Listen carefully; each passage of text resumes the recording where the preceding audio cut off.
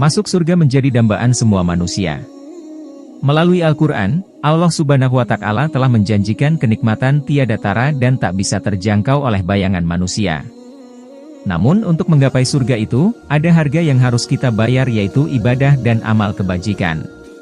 Ada orang-orang yang jangankan masuk surga, mencium bau surga saja tidak bisa. 1. Orang sombong. Orang yang sombong tidak bisa masuk surga dan tak bisa mencium bau surga. Bahkan, sekalipun kesombongannya sangat kecil, sebesar biji zarah. Rasulullah Shallallahu Alaihi Wasallam bersabda, tidaklah seorang laki-laki meninggal dunia, dan ketika ia meninggal di dalam hatinya terdapat sebiji sawi dari sifat sombong, akan halal baginya mencium bau surga atau melihatnya. Lalu seorang laki-laki dari suku Quraisy yang bernama Abu Raihanah berkata, "Demi Allah wahai Rasulullah, saya benar-benar menyukai keelokan dan menggemarinya hingga pada gantungan cemetiku dan juga pada tali sandalku." Rasulullah Shallallahu Alaihi Wasallam bersabda, itu tidaklah termasuk kesombongan, sesungguhnya Allah Azza wa Jalla itu indah dan menyukai keindahan. Akan tetapi sombong itu adalah siapa yang menolak kebenaran dan meremehkan manusia dengan kedua matanya. Hadis riwayat Ahmad. 2. Orang yang mencari ilmu akhirat untuk tujuan duniawi. Islam memerintahkan umatnya untuk menuntut ilmu, terutama ilmu akhirat. Menuntut ilmu akhirat ini dalam salah satu hadis juga disebut fisabilillah. Namun, jika ilmu akhirat dicari dengan tujuan duniawi, maka orang tersebut terancam tidak bisa mencium bau surga.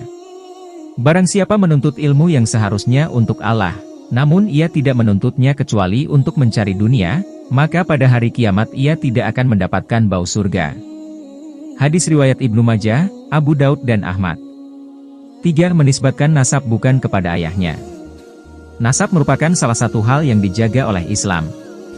Orang yang mengaku sebagai anak orang lain yang bukan ayah kandungnya, ia juga mendapat ancaman tidak bisa mencium bau surga. Karenanya Islam melarang umatnya menisbatkan nama kepada nama orang tua angkat. Barang siapa mengaku keturunan dari orang lain yang bukan ayahnya sendiri tidak akan mendapatkan bau surga. Padahal bau surga telah tercium pada jarak 70 tahun, atau 70 tahun perjalanan. Hadis riwayat Ahmad Syahih.